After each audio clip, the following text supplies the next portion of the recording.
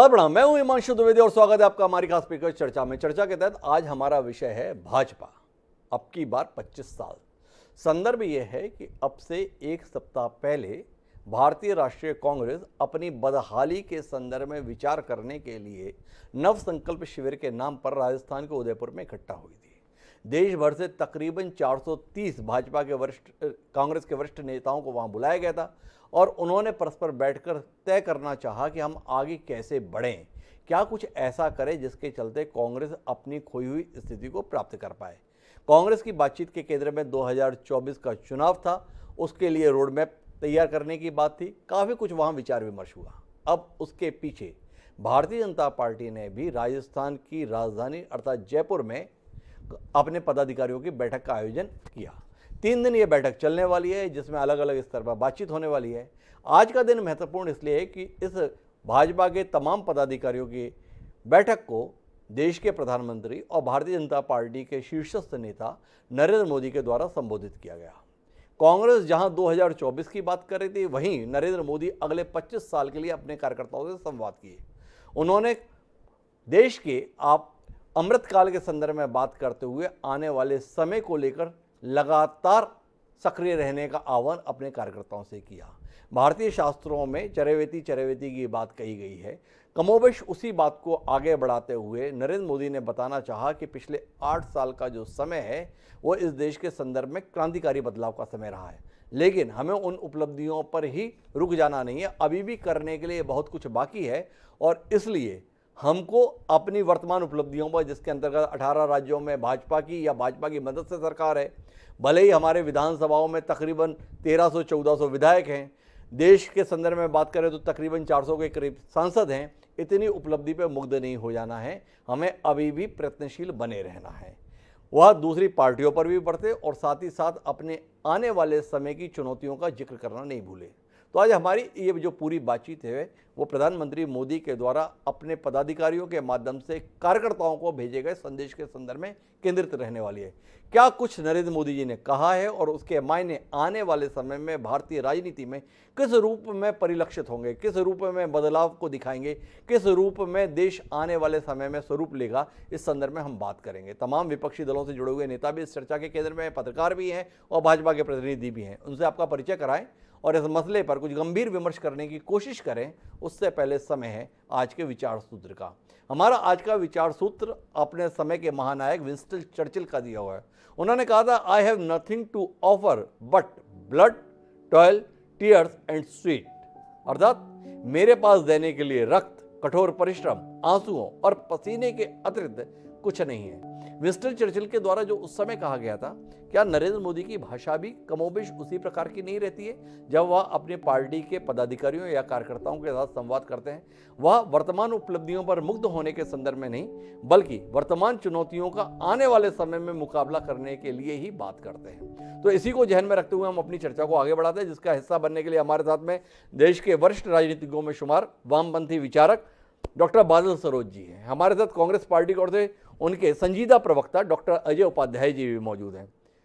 Bharatiya Janata party का पक्ष रखने के लिए मजदूरों की हिमायत में अपना जीवन खपा देने वाले वरिष्ठ विधायकों में शुमार रहे शंकरलाल तिवारी जी भी खास तौर पर जुड़े हैं और इन सब के बीच में तटस्थ राय देने के लिए वरिष्ठ पत्रकार राजकुमार सिंह जी भी हमारे साथ जुड़ चुके हैं। आप चारों का स्वागत है। नियम तो कहता है कि मुझे बातचीत की शुरुआत शंकरलाल तिवारी जी से करनी चाहिए, इसलिए करनी चाहिए कि उनकी पार्टी के मूर्धन्य नेता के द्वारा कही गई बातों पर हम विचार कर रहे हैं, लेकिन शुरुआत हम बादल सरोज जी से करेंगे। लेकिन उस शुरुआत को हम तब करेंगे जब पहले प्रधानमंत्री जी ने क्या कुछ कहा है उसके कुछ हिस्सों को अपने दर्शकों से साझा कर ले और अपने पैनल से भी। तो एक बार सुनते हैं क्या कुछ कहा प्रधानमंत्री मोदी जी ने अपने पार्टी के पदाधिकारियों से। आज राष्ट्रीय पदाधिकारियों की इस बैठक में हम सभी को इस संकल्प के साथ आगे बढ़ना है कि हम जिस भी क्षेत्र में होंगे, जो भी हमारा कार्य क्षेत्र होगा, वहां कोई भी गरीब, कोई भी हकदार नागरिक योजनाओं के लाभ से वंचित नहीं रहेगा। इसके लिए भाजपा को नए जागरूकता अभियान शुरू करने चाहिए। चुनाव के समय जैसे हम हर बूथ तक जाते हैं, हर परिवार में पहुंचते हैं, उसी स्पिरिट से घर घर जाना है, एक एक नागरिक तक जाना है। हर घर भाजपा, हर गरीब का कल्याण, हमें इसी भावना के साथ लगातार काम करना होगा। खास करके जब राजस्थान में आप बैठे हैं तो शायद वहां भी कोई ये कहावत जरूर आपके कान पर पड़ेगी। राजस्थान में अक्सर एक कहावत कही जाती है, अम्बर को तारो हाथ से कोनी टूटे, यानी आसमान का तारा हाथ से नहीं टूटता है। साथियों, ये कहावत अपनी जगह पर सही है और इसलिए हमें ये भूलना नहीं है कि हमारा लक्ष्य आसमान जितना ऊंचा है, इतनी आसानी से नहीं मिलेगा, लेकिन मेहनत करेंगे तो उसे प्राप्त जरूर करेंगे। तो आसमान का तारा हाथ से नहीं टूटता है। हमारा लक्ष्य आसमान जितना ऊंचा है। प्रयास करेंगे, मेहनत करेंगे तो पालेंगे, अर्थात आसमान से तारा भी तोड़कर ला देंगे। बादल सरोज जी मेरे साथ हैं। इस दृष्टि के संदर्भ में, इस संकल्प के संदर्भ में और अतीत की मतलब 8 साल की उपलब्धि के संदर्भ में बादल सरोज जी का चिंतन क्या कुछ कहता है?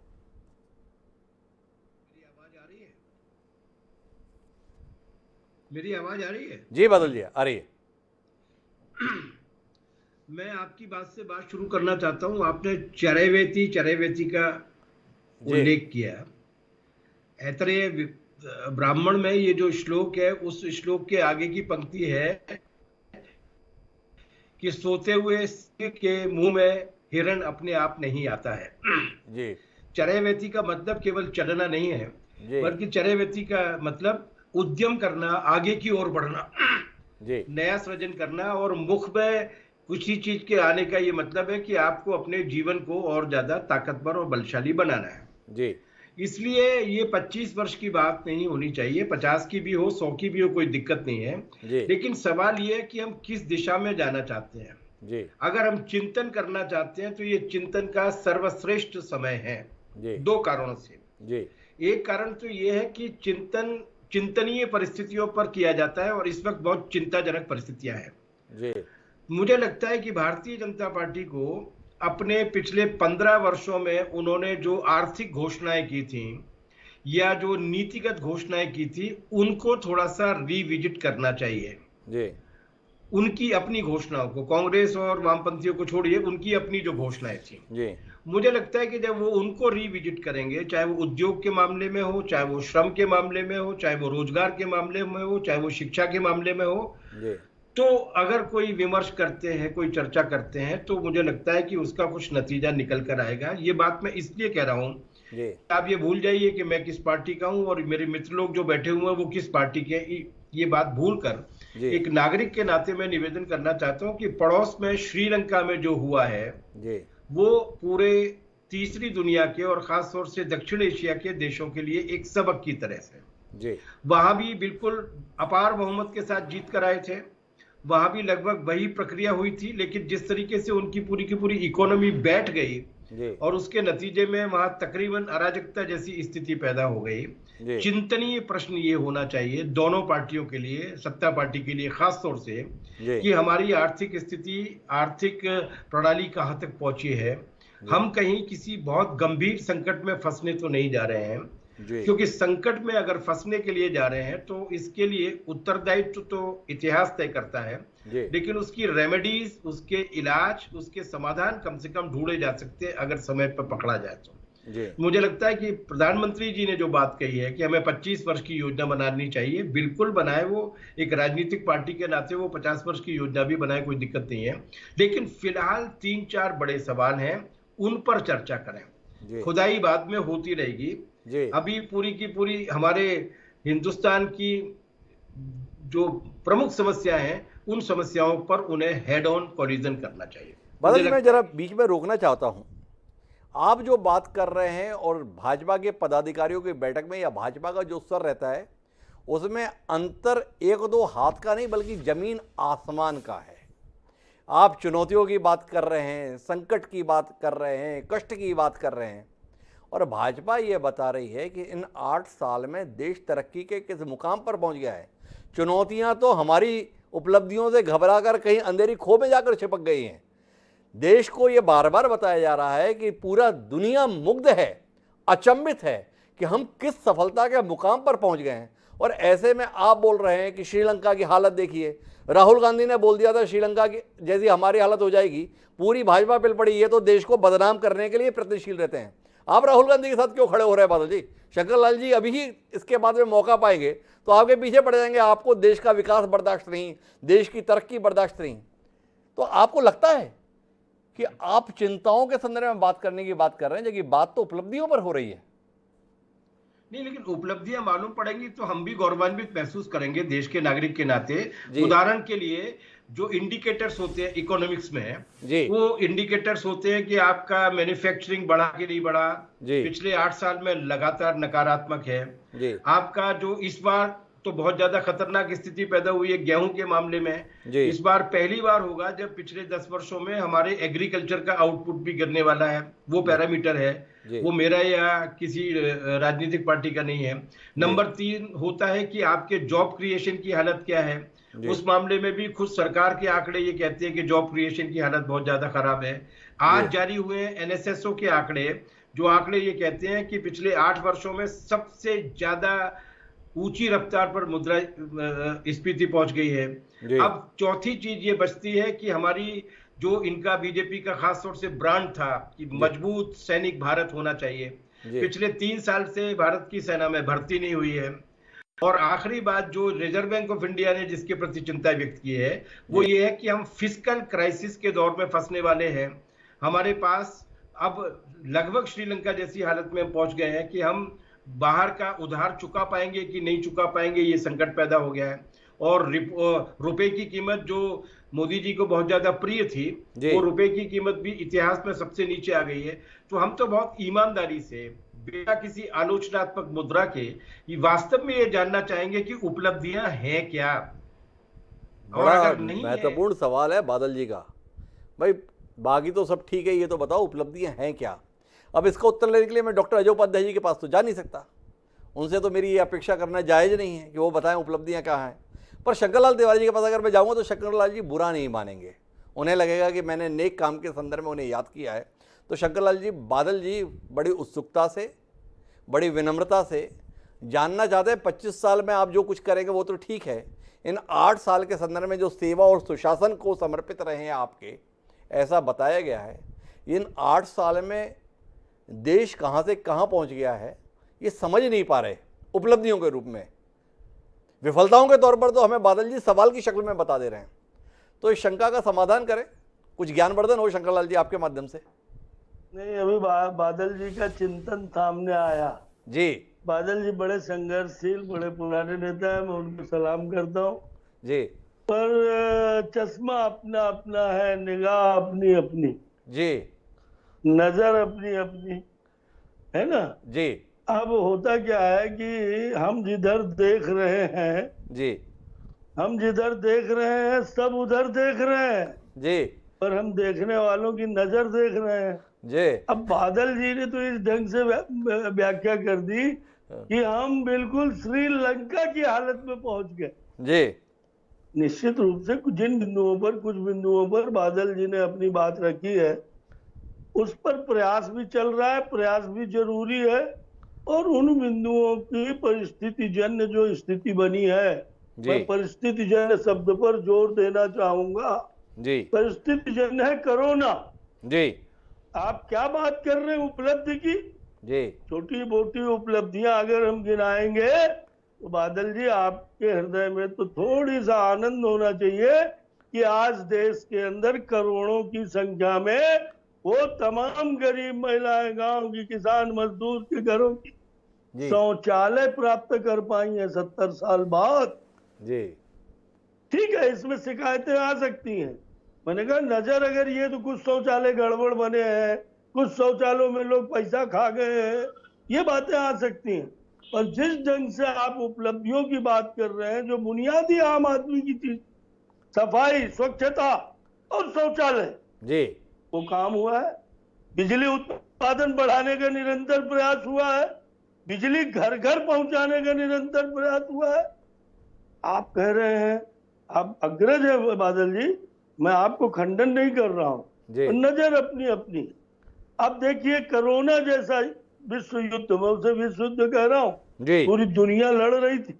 जी ये वो थर्ड वार फोर्थ वार कब होगा राम जी जाने, जी पर एक वार हो गया दुनिया के अंदर जिसमें हम लोगों को बचा नहीं पाए जी है पूरे वर्ल्ड में। जी और उस समय हिंदुस्तान की स्वास्थ्य सुविधाएं आप भी जानते हो बादल जी, मेरे मित्र अन्य बैठे हैं, मैं भी कोई राजनीति में इस ढंग से नहीं बोलना चाहता कि एक तरफा बात कहूं। आप जानते हैं कि हिंदुस्तान की स्वास्थ्य सुविधाएं सरकारी किस ढंग की थी, और उन परिस्थितियों में जिस ढंग से ये कहर आया कोरोना का, उसको जिस ढंग से देश की कोई भी सरकार, जी कोई भी प्रशासन, सरकार, प्राइम मिनिस्टर और मुख्यमंत्री नहीं करते, जी अमला करता है। हिंदुस्तान का एक एक पुलिसमैन, एक एक स्वास्थ्य से जुड़ा हुआ कर्मचारी और तमाम प्रशासनिक लोग अपनी जान झोंक करके लड़े। और हमारा सौभाग्य है कि पोलियो का टीका देश में जब 20 साल दुनिया में लग चुका था, तब हिंदुस्तान आया। और वैक्सीन का टीका, आज जो परिवर्तन का युग है, आज जो हम आगे बढ़ रहे हैं, वो वैक्सीन का टीका आपके हिंदुस्तान में बना। और हमने गरीब देशों को भी भेजा और हमने उसको बाहर भी भेजने का काम किया। देश के अंदर जिस ढंग का आह्वान, जिस ढंग की अपील आज नरेंद्र मोदी जी के लोगों के, आम आवाम के हृदय को छूती ही नहीं, जी व्यवहार में लाने को कहती है। एक छोटा सा उदाहरण कोरोना के टीका लगाने का, जी मैं नहीं कहना चाहता विपक्ष की आलोचना, जी पर अच्छे अच्छे बड़े बड़े नेता ने, जो दुर्भाग्य से बड़े नेता हो गए, राहुल जी, अखिलेश जी, इनने मजाक उड़ा उस वैक्सीन को।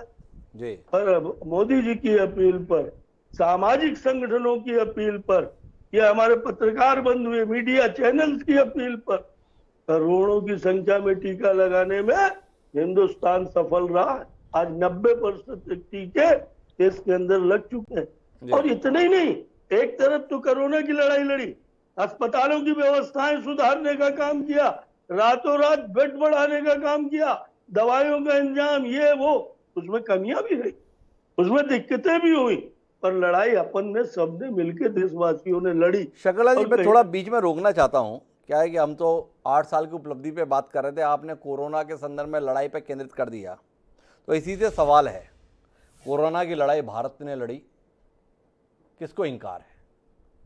कोरोना से भारत प्रभावित हुआ, इससे भी इनकार नहीं है।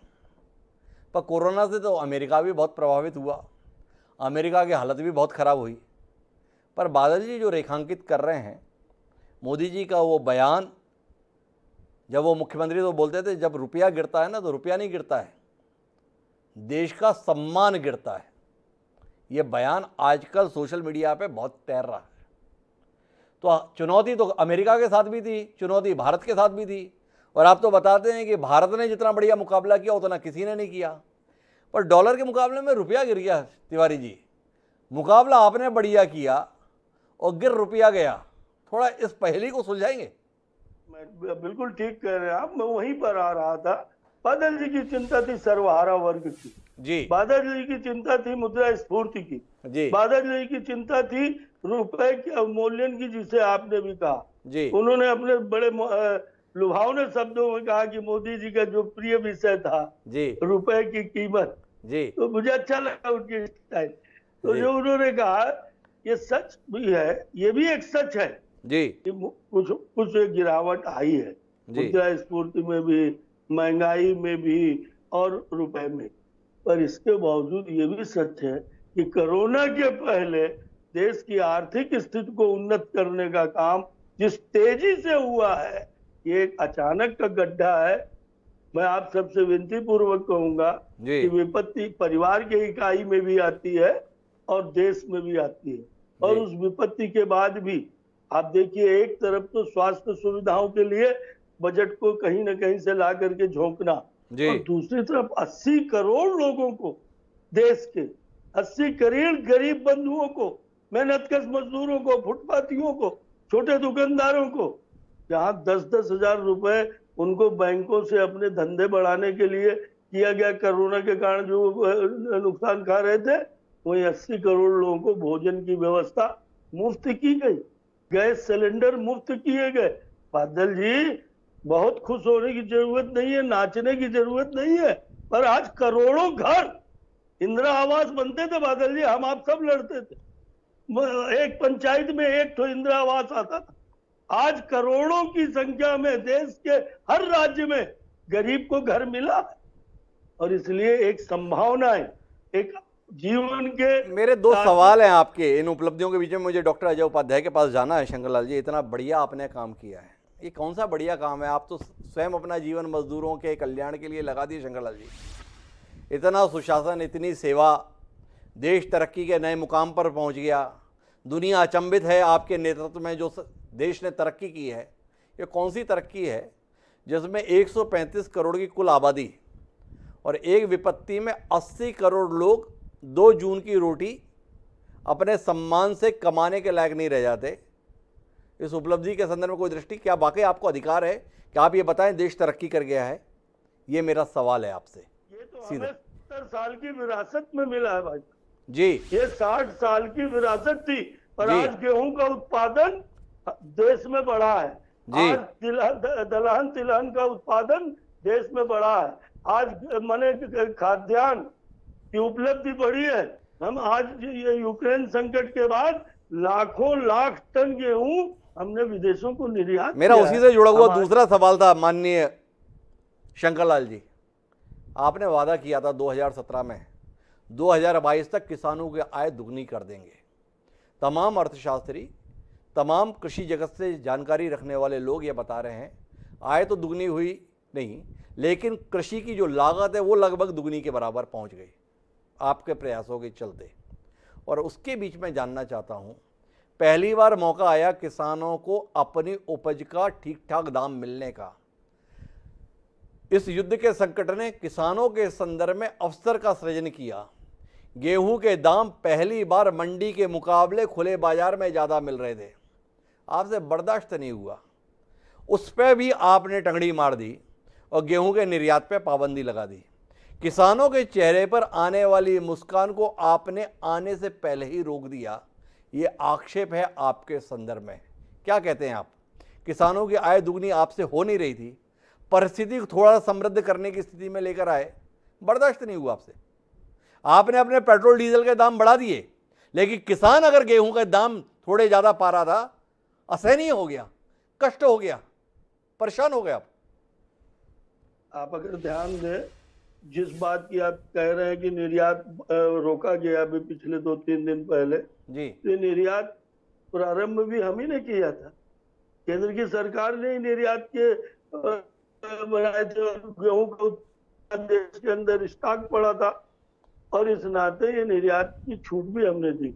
अब ये कितना निर्यात करना है, कितना निर्यात नहीं करना है, कब तक बहाल रखना है और कब रोकना है कि देश की आवश्यकताओं की पूर्ति में भी और कल कोई दिक्कत ना आए, और बाजार में जो दूसरा वर्ग है उसको भी बहुत महंगाई की मार न पड़े।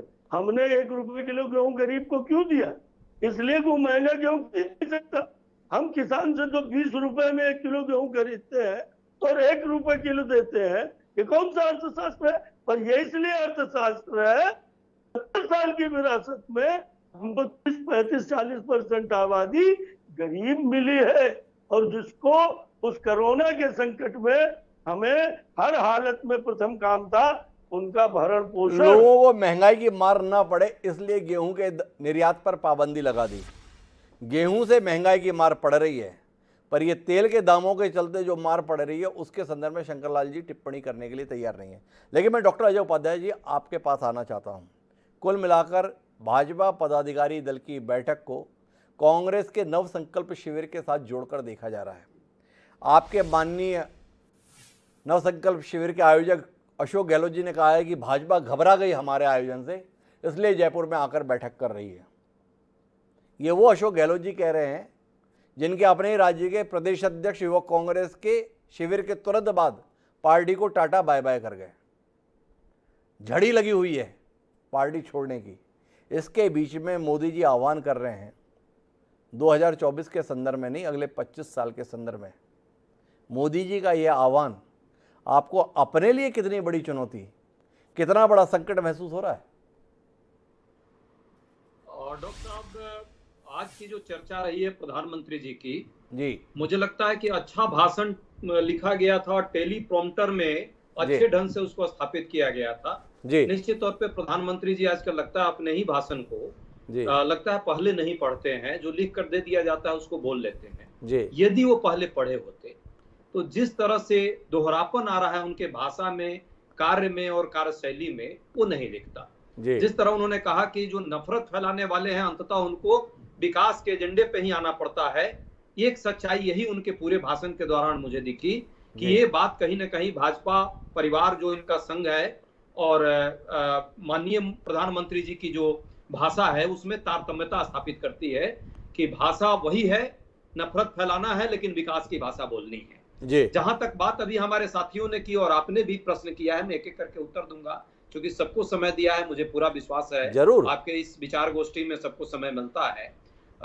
तिवारी जी एक वरिष्ठ भाजपाई नेता हैं, समाज सेवक हैं, उनके बातों में मैं पूरा भरोसा रखता हूं, लेकिन इस सच्चाई को वो जानते हैं। कोरोना काल में मां गंगे की गोद में कैसे लाशें तैरती रही और इस देश का हुक्मरान कैसे आंख बंद करके अपने गृह, अपने किलाओं में बैठा रहा, चाहे उत्तर प्रदेश का मुख्यमंत्री या देश का प्रधानमंत्री। कोरोना काल का जो जिक्र चूंकि उन्होंने किया है, किस तरह ऑक्सीजन के लिए लोग दर दर की ठोकरें खाते रहे, सांसें टूटती रही और देश का शासन किस तरह से उस समय अराजकता की स्थिति में था।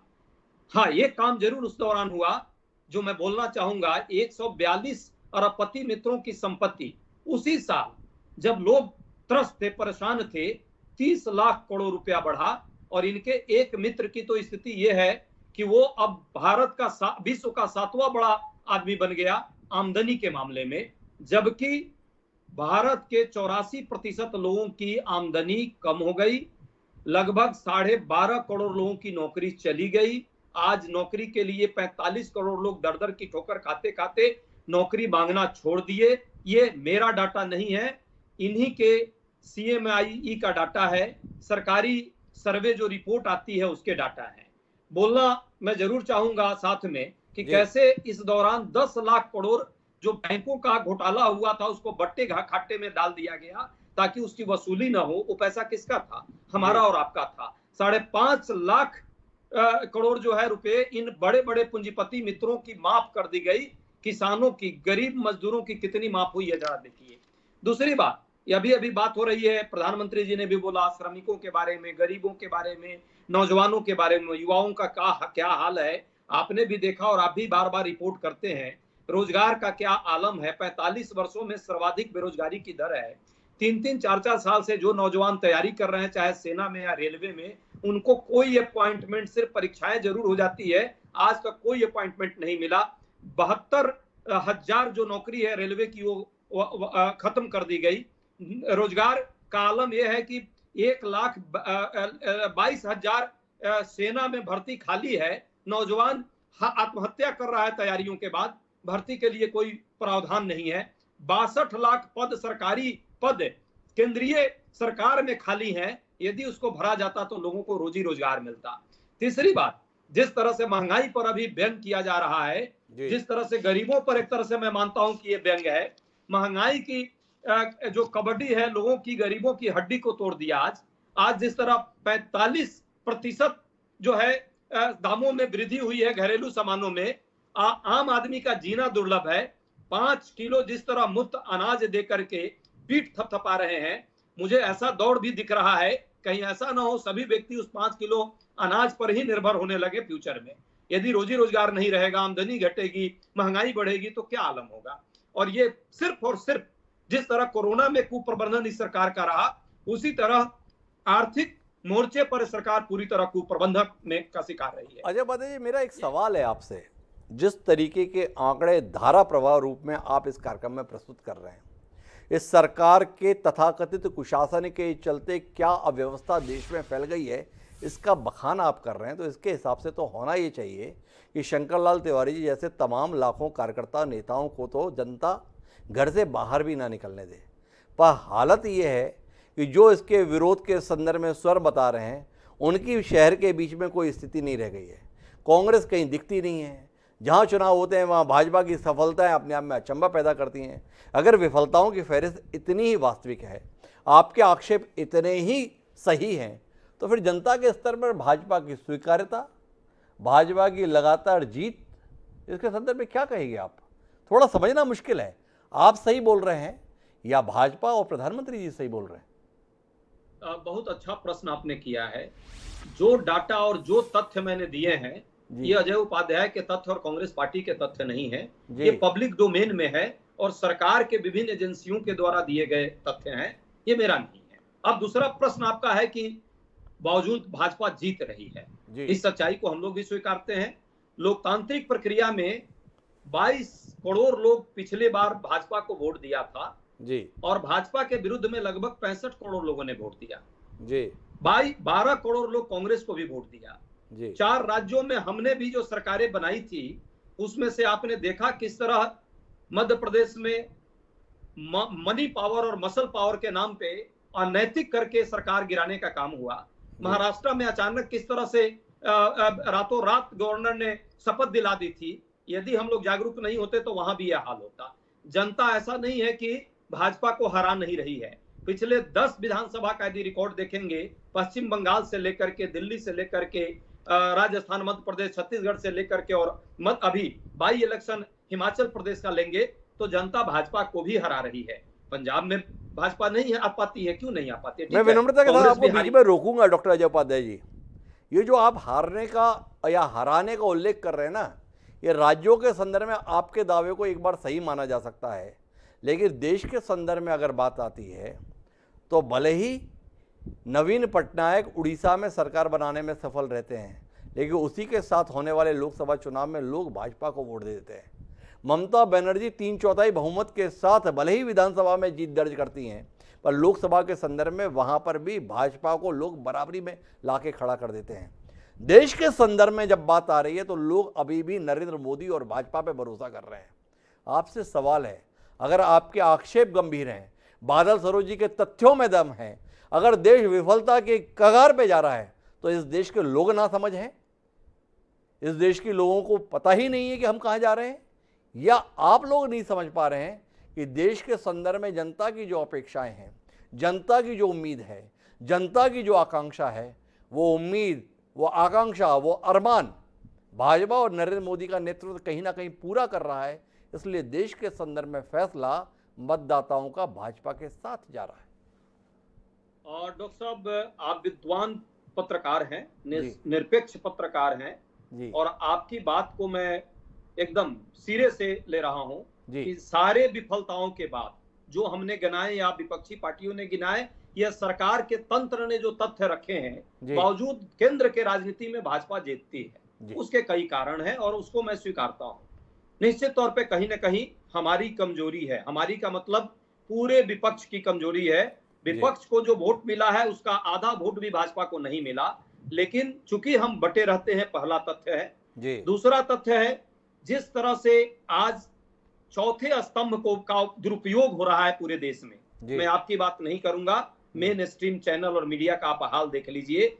और मीडिया का जो हाल है, ये मैं इसलिए कहूंगा कि जिस तरह उस पर सेंसरशिप लगी, 150-80 देशों में आज 150वें रैंक पर फ्रीडम स्केल में मीडिया भी नीचे आ गई। लोकतांत्रिक सूचकांक में यदि भारत की बात करेंगे तो लोकतांत्रिक सूचकांक में भारत एक तरह से चुनावी लोकतंत्र के बदले चुनावी तानाशाही में जा चुका है। 180 देशों में भारत 97वें पौधान पर आ गया है। मेरा रिपोर्ट नहीं है, डेम का रिपोर्ट है। इसी तरह उदारवादी लोकतंत्र के जो पैमाने दिए जाए तो 23% की कमी आई है। और यदि हम कहें तो स्वतंत्र से आंशिक स्वतंत्रता की तरफ हम बढ़ गए हैं, 67वें नंबर पर आ गए। नागरिक एवं राजनीतिक अधिकारों की बात करें तो ये पूरे वैश्विक स्तर पर और भारत की जो एजेंसियां हैं ये दिखा रही हैं, बावजूद भाजपा ये विफलताएं बता रही हैं। प्रश्न- अजय उपाध्याय जी के पास में आंकड़ों की भरमार है, पर मेरे पास आंकड़ों से इतर सवाल हैं, इसलिए मैं राजकुमार सिंह जी आपके पास रुक कर रहा हूं। दो बातों पे आपके पास जाना चाहता हूं। अजय उपाध्याय जी ने आंकड़ों के साथ में ये कह दिया कि कुछ हमारी कमजोरी है, बाकी जीत रहे हैं। पर मोदी जी ने जो बात कही, मेरी टिप्पणी उसके संदर्भ में आपसे अपेक्षित है कि देश अपने लिए अगले 25 साल के लक्ष्य तय कर रहा है, भाजपा भी आने वाले सालों का लक्ष्य तय करे। भाजपा से लक्ष्य तय करने का आह्वान किया है प्रधानमंत्री नरेंद्र मोदी ने, भारतीय जनता पार्टी के शीर्षस्थ नेता नरेंद्र मोदी ने। बतौर पत्रकार क्या लक्ष्य देख पा रहे हैं आप भाजपा के संदर्भ में, जिसका आह्वान पदाधिकारियों की बैठक में मोदी जी कर रहे हैं?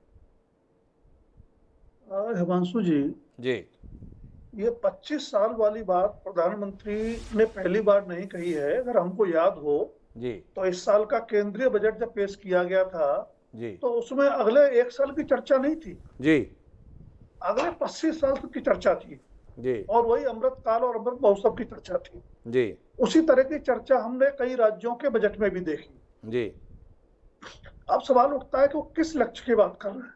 जी, अभी जो चर्चा हुई, बादल सरोज जी ने भी कहा, शंकर लाल जी ने भी कहा, जय उपाध्याय जी ने भी कहा, मैं जो मोदी सरकार के 8 साल के सेवा सुशासन की बात जो हो रही है और जिन उपलब्धियों की बात प्रधानमंत्री ने कही और जिन चुनौतियों की बात बादल सरोज जी ने कही, जी, उनके बीच में एक बात कहना चाहूंगा कि हमें दो अलग अलग पैमाने रखने चाहिए। जी, एक उपलब्धियां हैं राजनीतिक और दूसरी उपलब्धियां हैं जन आकांक्षाओं पर खरा उतरने की। जी, दोनों में फर्क है, दोनों एजेंडा अलग अलग है, हमें स्वीकार कर लेना चाहिए। जी, सच बात यह है कि पिछले 8 साल में भारतीय जनता पार्टी की या नरेंद्र मोदी के नेतृत्व में भारतीय जनता पार्टी सरकार की जो राजनीतिक उपलब्धियां हैं वो अद्भुत है, चमत्कारिक है। जी, मैं अपनी बात को थोड़ा और स्पष्ट कर दूं, यह पहला मौका नहीं था 2014 में जब केंद्र में गैर कांग्रेसी सरकार बनी। जी, 1977 में बनी, 1989 में बनी, 1996 में बनी, 89 और 96 में दो बनी, जी, 89 में, 90 में, 96 में, 97 में। लेकिन जो बाकी गैर कांग्रेसी दल थे उन्होंने कांग्रेस को सिर्फ कमजोर करने का काम किया। उस कांग्रेस की कमजोरी का सही लाभ उठाकर वास्तविक राजनीतिक बदलाव लाने का काम जो काम हुआ वो 2014 में नरेंद्र मोदी के नेतृत्व में भारतीय जनता पार्टी ने किया। जी, और वो बदलाव नहीं हुआ, उस बदलाव को लगातार भारतीय जनता पार्टी मजबूत कर रही है। 2022 आते आते जी, कांग्रेस लगातार सिकुड़ रही है। थोड़ी सी सच्चाई अजय उपाध्याय जी ने स्वीकार भी की, हालांकि उन्होंने किंतु परंतु लगाए कि भारतीय जनता पार्टी हार भी रही है, जी, ये बात सही है, लेकिन कांग्रेस नहीं हरा पा रही है, उसको ज्यादातर क्षेत्रीय दल हरा रहे हैं। जी, और विडंबना यह है कि जो क्षेत्रीय दल भारतीय जनता पार्टी को हरा पा रहे हैं उन क्षेत्रीय दलों को लेकर के कांग्रेस का रवैया नकारात्मक है। वो उनको देश के हित में नहीं मानती, जी, वो कहती भाजपा से नहीं लड़ रहे, हम लड़ रहे हैं। खैर, अब मैं आता हूं राजनीतिक उपलब्धियों पर। जी, 18 राज्यों में सरकार, 1300 विधायक, 400 सांसद और नोटबंदी, जीएसटी जैसे सवालिया निशानों से जुड़े फैसलों के बावजूद 2019 में सीटें बढ़ जाना, किसान आंदोलन 1 साल चला, उसके बावजूद उत्तर प्रदेश में सत्ता में वापसी और अच्छे बहुमत के साथ वापसी। कहीं ना कहीं मान के चलिए कि राजनीतिक प्रबंधन का जहां तक सवाल है, भारतीय जनता पार्टी अपने विरोधियों से बहुत आगे है। और उसकी वजह 3-4 बड़े फैसले, जरूरी नहीं कि मैं और आप उनसे सहमत हों, धारा 370 की समाप्ति, सीएए, 3 तलाक, तो ये ऐसी चीज है जिनसे भारतीय जनता पार्टी की जो साख थी कि जिन मुद्दों को लेकर पहले जनसंघ चला फिर भाजपा चली और जब मौका मिला उन्होंने उन पर अमल किया। बहस हो सकती है। अब सवाल आता है जन आकांक्षाओं पर कसौटी का। नरेंद्र मोदी जी के नेतृत्व में भारतीय जनता पार्टी ने नारा दिया था या कहिए वायदा किया था 2014 में कि अच्छे दिन आएंगे। सहयोग कहिए, प्रयास कहिए, शुरू के 1 2 3 साल ऐसा लगा कि कुछ अच्छे दिन आ रहे हैं, लेकिन 2017 के बाद से जिस तरह से अर्थव्यवस्था लड़खड़ा रही है और कोरोना काल में जिस तरह पूरी तरह ध्वस्त हो गई है, उसके बाद यह सवाल जरूर उठ रहा है कि राजनीतिक उपलब्धियों के मुकाबले जनता की अपेक्षा की कसौटियों पर खरा करने में सरकार सफल नहीं रही है। 3 4 बातें आपने भी कही। असल इंदिरा गांधी जी के समय में नारा लगता था रोटी कपड़ा मकान। आज हम उसको थोड़ा सा संक्षिप्त कर ले, रोजी और रोटी। पिछले 2 साल में रोजी रोटी का संकट लगातार गहराया है। महंगाई बेलगाम हो गई है। आम आदमी की क्रय शक्ति से जीवन उपयोगी चीजें भी बाहर है। 2 वक्त की भोजन जुटा पाना एक लोअर मिडिल क्लास आदमी के लिए भी मुश्किल हो गया है, गरीब की तो बात छूट है। बेरोजगारी, सरकार का दावा था कि हर साल 2 करोड़ नौकरियां देंगे। अब खुद सरकारी या अर्ध सरकारी या गैर सरकारी एजेंसियों का जो आंकड़ा है वो बताता है कि करीब करीब 11 करोड़ लोग नए बेरोजगार पैदा हो गए कोरोना काल में। यानी बेरोजगारी के मोर्चे पर आप नहीं सफल रहे, महंगाई के मोर्चे पर आप सफल नहीं रहे। उसके बावजूद ऐसे 1 2 मुद्दे और भी गिराए जा सकते हैं। अगर जैसा आपने कहा कि इन तमाम सवालों के बावजूद भारतीय जनता पार्टी जीत रही है, वजह क्या? मैं 2 वजह देखता हूं। एक वजह, कांग्रेस पिछले 10 साल जब उसकी शासन रहा मनमोहन सिंह जी के कार्यकाल में, उसमें भी दूसरा कार्यकाल खासतौर पर इतनी ज्यादा अपनी साख खो चुकी है, अपनी नीतियों के चलते, अपने घोटालों के चलते, अपने विवादों के चलते, कि लोग उस पर भरोसा करने को तैयार नहीं। जनाधार इस कदर सिकुड़ गया है कि बमुश्किल आधा दर्जन राज्य ऐसे हैं जहां कांग्रेस सत्ता में है या सत्ता की दावेदारी कर सकती है। बाकी राज्यों में या तो वो क्षेत्रीय दलों के कंधे पर बैठकर राजनीति कर रही है या चौथे, पांचवें, छठे नंबर पर चली गई। इसलिए आम मतदाता को, आम नागरिक को लगता है कि देश के संदर्भ में अगर किसी एक दल पर, किसी एक नेता पर भरोसा किया जाता है तो नरेंद्र मोदी है, भारतीय जनता पार्टी है। नरेंद्र मोदी और भारतीय जनता पार्टी एक पे ही भरोसा किया जाता है। इसको मैं थोड़ा और विस्तार देना चाहता हूँ, बादल सरोज जी के पास जाना चाहता हूँ, लेकिन उससे पहले एक सवाल शंकरलाल तिवारी जी से है। शंकरलाल जी, पहले जब बात करते थे ना आपकी पार्टी के लोग या नरेंद्र मोदी जी, तो अगले 5 साल में या अगले 10 साल तक ही बात करते थे। किसानों की आय 5 साल में दुगना कर देंगे। अब आप 5-10 साल की बात नहीं कर रहे हैं, अब आप बात 25 साल की कर रहे हैं। हमारे यहाँ कहावत है, व्यक्ति अनुभव से सीखता है। सीख गए आप लोग। आपको लगा अगर 5 साल, 2 साल, 7 साल की बात करते हैं तो वो समय लोगों के सामने आ जाता है। लोग पूछने लगते हैं आपने ये कहा था 2022 में दुगनी होनी थी, अब सवाल कर रहे हैं, आप इस पर जाना भी नहीं चाहते हैं। तो अब सीधे 25 साल में हैं जो ये सवाल को, इस दावे को सुन रहे हैं। 25 साल बाद उनमें से कितने रह जाएंगे ये संकट नहीं रहेगा। तो आपने रास्ता निकाल लिया है जवाबों से बचने का। इसी रूप में देखें आपकी 25 साल की बात को, या कुछ और रूप में देखें? ये सामान्य जिज्ञासा है मेरी। नहीं, आपकी जिज्ञासा उचित है और आपकी जिज्ञासा मैं स्पष्ट कर दूं। आप भी जानते हैं कि कुछ सवाल ऐसे होते हैं जिनको 3 साल में भी पूरा करना है, कुछ सवाल ऐसे होते हैं जिनको 5 साल, कुछ ऐसे होते हैं 10 साल, और कुछ ऐसे भी राजनीति की दूरदृष्टि होती है कि आदमी 25 साल का भी, अभी बादल साहब ने कहा तो 25 साल का नहीं, राजनीतिक पार्टी के नाते 50 साल का भारत कैसा होगा और 50 वर्ष की बीजेपी कैसे रहेगी, ये सोचना कोई अलग अलग विषय है और अलग अलग विषयों की सामयिकता अलग होती। इस नाते आपने देखा कि अन्य विषयों पे प्रधानमंत्री जी ने कहा 5 साल, 10 साल, और जहां अभी पिछले 1-2 साल से आपने कभी 5 साल, 2 साल या 3 साल की बात नहीं की है।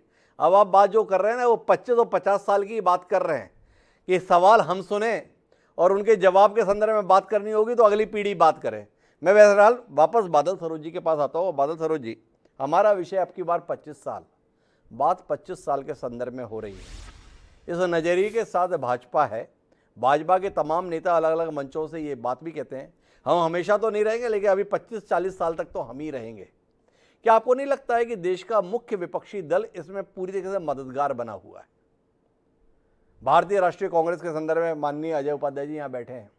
राहुल गांधी जी से उनकी उम्मीद है, नव संकल्प शिविर से निकल कर आए, उम्मीद थी कुछ नया करेंगे। पता चला हर तीसरे दिन एक नया साथी में तब्दील हो रहा है प्रतिद्वंदियों के लिए, और जिनसे उम्मीद है वह फिर एक विदेश यात्रा पर निकल गए। इधर नरेंद्र मोदी न स्वयं के संदर्भ बल्कि हर कार्यकर्ता के संदर्भ में चाहते हैं वह पूरे समय राजनीति में सक्रिय रहे, सुबह से रात तक केवल राजनीति करे, केवल पार्टी का काम करे। तो ऐसे संकल्प दिलाने के संदर्भ में, ऐसी अपेक्षा के साथ कार्यकर्ताओं को लगाए रखने वाले राजनीतिक दल का मुकाबला वाकई कर पाएंगे विपक्षी? देखिए, ये बहुत गंभीर सवाल है। मैं आपके यहाँ 2-3 बार पहले भी बोल चुका हूं कि जिस देश में विपक्ष ताकतवर और सक्रिय नहीं होता, उस देश का लोकतंत्र बहुत खतरे में पड़ जाता है। जनता की उम्मीदें सत्ता पक्ष से हमेशा कम रहती हैं, विपक्ष से अधिक रहती हैं कि ये बोलेंगे, लड़ेंगे, चिल्लाएंगे तो हमारी बात वहां तक पहुंचेगी। लेकिन अफसोस की बात है कि वैसा नहीं हो पा रहा है। कांग्रेस एक अलग से चर्चा किए जाने वाले विषय है, लेकिन कांग्रेस जिस तरीके के, जिसको कहते हैं ना, मतलब सिंबॉलिक मेजर्स जो ले रही है, वो सिंबॉलिक मेजर्स पर्याप्त नहीं है। बहुत गंभीर अंतर मंथन करना होगा उन्हें। मेरी समझ में एक बात नहीं आती जी। मैं बहुत, मतलब मेरे परिवार की 2 पीढ़ियां स्वाधीनता संग्राम में रही, मेरी समझ में ये नहीं आती कि आप गांधी को पूछते पूछते उनके ठीक विपरीत विचारधारा वाली पार्टी में रातों रात किस तरीके से शामिल हो सकते हैं। इसका मतलब कहीं ना कहीं परवरिश में भी खोट है, कहीं ना कहीं जो आइडियोलॉजिकल मूरिंग्स होनी चाहिए उसमें भी कुछ काम है जो किया जाना बाकी है। मैं बहुत आश्चर्यचकित रहता हूं कि फलाने नेता कल ये बोल रहे थे और आज अचानक वो उधर की ओर में शामिल हो गए। तो कांग्रेस को काफी गंभीर आत्मावलोकन करने की आवश्यकता है। वो एक बड़ी विपक्षी पार्टी है, उसको वो भूमिका अगर हासिल करनी है तो उसको झटकार के कुछ फैसले देने पड़ेंगे। मैं एक निवेदन करना चाहता था, आदरणीय शंकर लाल जी मजदूर वर्ग के लिए संघर्षरत रहे हैं, हमारे भी बहुत प्रिय है वो।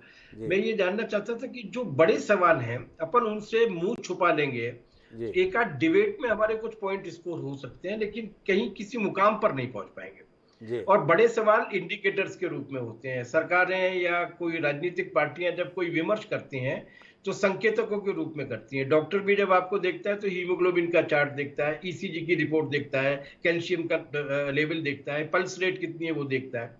अगर हम उन पे बात नहीं करेंगे और केवल ये कुछ ऐसी ही चीजों को गिनाते रहेंगे तो मुझे लगता नहीं है कि हम किसी उस पर पहुंच पाएंगे। आपके चैनल की खास बात यह है कि यहाँ पर सारी राजनीतिक पार्टियों से, मतलब बीजेपी से भी चिल्लाने वाले लोग नहीं आते हैं, गंभीरता के साथ बात करने वाले लोग आते हैं। तो मेरा ये निवेदन है कि अपन, हो सकता है कि हम गलत हों, तो हमें थोड़ा सा सही करने की कोशिश करें, तो बताएं तो सही कि क्या हुआ। और एक और बात मैं आपसे कहना चाहता था, हालांकि आपने मुझसे पूछी नहीं है वो बात जी, कि ये किस तरीके से जीत रहे हैं चुनाव जी। मुझे लगता है 2 चीजें उसमें देखनी चाहिए। पहली चीज तो ये देखनी चाहिए कि पिछले 8-10 वर्षों में इस देश में न केवल खेल के नियम बदल दिए गए बल्कि खेल का मैदान पूरी तरीके से बदल दिया गया है। जिस तरीके का पैसा, जिस तरीके का मीडिया कैंपेन और जिस तरीके के मुद्दे जी भारत देश में पिछले 150 वर्षों में कभी नहीं रहे। विभाजन के वक्त भी हिंदू मुस्लिम का प्रश्न उतना गंभीर नहीं रहा जितना ज्यादा विभाजनकारी और ध्रुवीकृत होकर आज हमारे सामने आया है। दलित और सवर्ण का मामला भी वैसे ही। तो मुझे लगता है कि विंस्टन चर्चिल को रिविजिट करना चाहिए, जिनसे आज आपने शुरुआत की थी। विंस्टन चर्चिल ने कहा था कि diplomacy is the art of telling people to go to hell in such a way that they ask for directions. मतलब डिप्लोमेसी का, राजनीति का आर्ट ये है कि आप लोगों से कहें कि जहन्नुम में जाओ, और इस कलाकारी के साथ कहें कि लोग आपसे रास्ता पूछने लगे कि जहन्नुम कैसे जा सकते हैं। तो लगभग उसी तरीके का मेस्मरिज्म, हिप्नोटिज्म क्रिएट किया गया है पूरे देश भर में। और इसको अगर वो अपनी राजनीतिक उपलब्धि मानते हैं तो आई एम सॉरी टू से कि मैलिग्नेंसी की ग्रोथ कभी भी उपलब्धि नहीं होती, वो हमेशा चिंता का विषय होती है। तो ये जो लोगों में जहन्नुम में जाने की एक हुई है भावना, ये अगर उपलब्धि है तो इस मामले में बीजेपी ने बहुत जमकर काम किया है। और ध्रुवीकृत कर दिया है कि लोग भूखे हैं, लोग रोजगार में मर रहे हैं, लेकिन इसके बाद भी उन्हीं को वोट दे रहे हैं और बहुत मुमकिन है कि आगे आने वाले चुनाव में भी उन्हीं को दें। लेकिन ये आप एक बैटल जीत सकते हो, लेकिन देश वार को हार जाएगा। बादल सरोज जी की चिंताएं हैं, हो सकता है राजनीतिक दल जीत हासिल कर ले पर देश हार जाएगा। शंकर लाल जी मेरे साथ में हैं, उनके संदर्भ में दिक्कत ये रहती है बात करते समय कि समझ नहीं पाता हूँ, मजदूर नेता के तौर पर बात करूँ या भाजपा नेता के तौर पर बात करूँ, और उनके साथ में भी यही दिक्कत रहती है, बोलते समय वो मजदूर नेता के तौर पर बोले या भाजपा के नेता के तौर पर बोले। लेकिन बादल सरोज जी आपके पुराने साथी ये कह रहे हैं कि आपने अपनी उपलब्धि ये मान ली है कि आपने लोगों को कहा है कि जहन्नुम में जाओ, और लोग आपसे पूछ रहे हैं सर कैसे जाएं बताएं। क्या कहते हैं शंकर लाल जी, इससे बड़ा कटाक्ष और क्या कर सकते थे बादल जी अपनी मर्यादा में रह के? मैं कह रहा हूँ कि कटाक्ष के तो वो सानी है जी, उनके जैसे कटाक्ष का तो कोई मैंने जोड़ा नहीं हो सकता जी, इसमें इसमें कहा उनके कटाक्ष में मैं कुछ कह रहा हूँ। जी, मैं तो ये कह रहा हूँ कि न जहन्नुम देखी है अपन ने जी, और न जन्नत। जी, सवाल तो ये है कि आपने एक सवाल कहा कि देश का सम्मान और देश हारेगा। जी, ये बताइए, आप थोड़ी देर पहले आप 25 साल की बात कह रहे थे, जी, हमने 40-50 साल पहले कहा था कि यह कश्मीर हमारा है। जी, अगर हम 50 साल पहले कल्पना नहीं करते और जनसंघ के समय हमारी विचारधारा ये नहीं होती तो आज धारा 370 पर हम हाथ लगाने की सोच भी नहीं। तो धारा 370 हटा के क्या तीर मार लिया शंकर लाल जी? ये सवाल आजकल लोगों के जहन में है। कश्मीरी पंडित बेदखल हुए थे, जो बचे खुचे रह गए थे उनको चुन चुन के मारा जा रहा है। पिछले 15 दिन से अखबार रंगे हुए हैं जो बता रहे हैं कि कश्मीरी पंडित नौकरी पर नहीं जा रहे हैं, इसलिए नहीं जा रहे हैं कि आपके धारा 370 हटाए जाने के बाद भी उनकी जान सुरक्षित नहीं है। शंकर लाल तिवारी जी, तो कागजों में धारा 370 की समाप्ति घाटी से आतंक की समाप्ति का प्रमाणीकरण नहीं हो गई। इस विफलता के संदर्भ में कुछ कहेंगे? 3 साल हो गए हटाए हुए, क्या 30 साल इंतजार करें वहां से आतंक की समाप्ति के लिए? शंकर लाल जी, तो 70 साल आपने इंतजार किया है तो 30 साल न करिए, 2-3 साल तो कर सकते हैं। 3 साल हो गए ना, इसलिए तो सवाल कर रहा हूं। आपके कहे अनुसार चला, वही आपने संशोधन कर लिया ना। अब आप 3 साल के लिए बात नहीं करते, अब बात आप 25 साल 30 साल के लिए करते हैं। तो घाटी के संदर्भ में शांति की अपेक्षा कितने साल बाद करें? शंकर लाल जी आपसे सवाल कर लेता हूं, कब करूं? क्या अब नहीं मरेगा कोई कश्मीरी पंडित? चुनकर नहीं मारा जाएगा? कि पाकिस्तान की रावलपिंडी और ये अभी परम पूज्य मोहन भागवत जी ने कहा है कि हमारा आज भी दूरदृष्टि है कि हम अखंड भारत बनाएंगे जी। अब लोगों को लगा कि ये कैसी बात हो गई। अब उस समय भी लोगों को लगा धारा 370 से तुरंत पाकिस्तान में आतंकवादियां घट जाएंगी और होंगी ही नहीं, ऐसा हमने नहीं कहा। पर वहां आतंकवादी गतिविधियां घटी है, वहां पत्थर मारने के जिस ढंग के समाचार आते थे आपने ही दिखाए हैं, आपने ही लिखा है, वो सारी नौटंकी वहां कम हुई है। माफ कीजिएगा शंकर लाल जी, अभी तो हमने केवल कश्मीरी पंडितों की हत्या ही दिखाई है और अभी उसी को लेकर हमारा सवाल है, क्योंकि कश्मीरी पंडितों को बसाने की उम्मीद आपके साथ थी। ये उम्मीद थी कि आप जैसा मजबूत नेतृत्व जब स्पष्ट बहुमत की सरकार के साथ आएगा तो लाखों विस्थापित कश्मीरी पंडितों को अपना खोया हुआ आशियाना, उनकी खोई हुई जमीन, उनका खोया हुआ सम्मान और स्वाभिमान वापस मिल जाएगा। धारा 370 अपने वादे के मुताबिक आप हटा पाने में कामयाब रहे, लेकिन उन उम्मीदों को पूरा कर पाने के संदर्भ में सवाल हैं जो इसके साथ जुड़ी हुई थी। इनके उत्तर खोजिएगा शंकर लाल जी जब समय आपको मिले तो। लेकिन मैं अजय उपाध्याय जी आपके पास आना चाहता हूँ। सवाल इस बात का है कि विफलताओं की फेहरिस्त आप सबके पास में बहुत लंबी है। जहाँ मौका मिलता है आप धारा प्रभाव पड़ने की स्थिति में होते हैं कि देखिए ये सरकार किस कदर निकम्मी है, ये सरकार हर मोर्चे पर कितनी विफल है, ये सरकार हर स्तर पर किस तरीके से खारिज हो रही है। लेकिन इसके बावजूद भी देखने में ये आता है, जब आप सरकार में थे भाजपा आह्वान करती थी, सड़कें भर जाती थी, जनता सड़क पर आ जाती थी, आपके विरोध में स्वर से आसमान गूंज उठता था।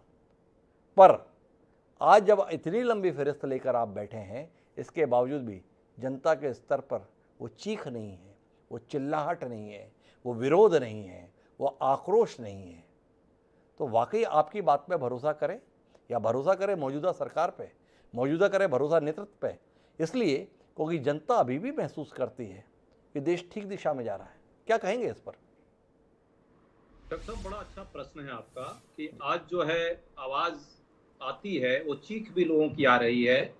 जिस तरह से एक एक दर दर की ठोकर खा रहे हैं लोग रोजगार के लिए, एक एक नौजवान इस देश का आत्महत्या तक कर रहे हैं, लेकिन दुर्भाग्य से पूरा परसेप्शन की लड़ाई जो है और मुद्दों की जो बात है उसको डाइवर्ट करने का प्रयास इस देश की हुक्मरान और साथ में जो कब्जा किया हुआ कुछ वर्ग है मीडिया का, वो चाहता है कि सुबह से शाम तक हिंदू मुस्लिम के एजेंडे को, बुलडोजर के एजेंडे को, हिजाब के एजेंडे को, नमाज के एजेंडे को, झटके के एजेंडे को, या ज्ञानवापी मस्जिद मंदिर के एजेंडे को, मौलवी के एजेंडे को ये दिखाया जाए और लोग को जो है वो मूल मुद्दे जो है जिनसे लोग परेशान हैं, हाहाकार मचा हुआ है, बिजली का संकट हो, सड़क का मामला हो, स्वास्थ्य का मामला हो। मैं पूछता हूँ, सरकार क्या पिछले 8 सालों में 8 भी एम्स बना पाई है? एम्स जैसा संगठन, इंस्टीट्यूशन।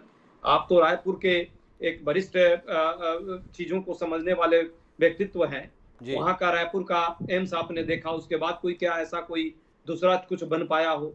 ऐसे बहुत सारे सवाल हैं लोगों के, लेकिन दिक्कत है कि लोगों के वो सवाल आपके माध्यम से, आपका मतलब सिर्फ आप पर प्रश्न नहीं है, आपके माध्यम से जो जनतंत्र का चौथा स्तंभ है वो उन मुद्दों को कम से कम दिखाने का प्रयास करता है। विरोधी दल, हमने सड़क से लेकर संसद तक लड़ाई लड़ी, हमारे सांसदों को कृषि बिल पर बाहर कर दिया गया मार्शल के बल पर, मारपीट की गई, महात्मा गांधी जी के उस पे हम मूर्ति के सामने पार्लियामेंट के अंदर रातों कई रात बैठे रहे हंगर स्ट्राइक पर। मीडिया का जो रोल होता है, जो करना चाहिए संभवतः वो नहीं कर पाई, एक अफसोस है। साथ में हमारे कार्यक्रम पूरे देश में चल रहे हैं, सभी विरोधी पार्टियों के जो सरकार के से असहमति रखते हैं उनके मुद्दों पर। असहमति रखना राजद्रोह नहीं होता।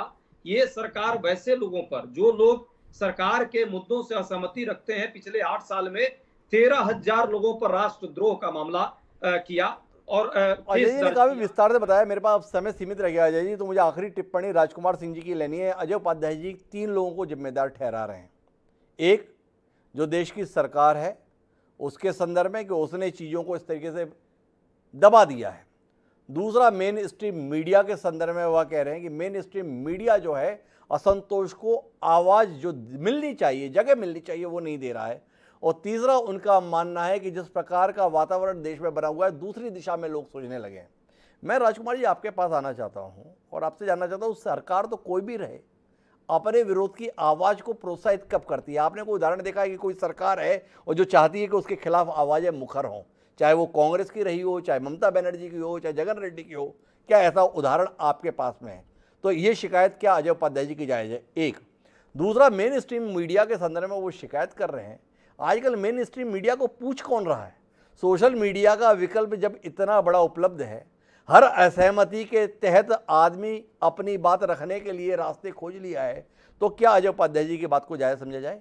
या आप मानते हैं कि दरअसल देश की नब्ज पर राजनीतिक दलों का हाथ वैसा नहीं है जैसा नरेंद्र मोदी का है? लोग किस और दौड़ पड़ेंगे? इसका हुनर जो मोदी जी के पास है, जिसका उल्लेख अभी हमारे साथ बादल सरोज जी कह रहे थे, वो हुनर का अभाव है और वो हुनर का अभाव ही असल समस्या बनी हुई है। आपकी आखिरी टिप्पणी।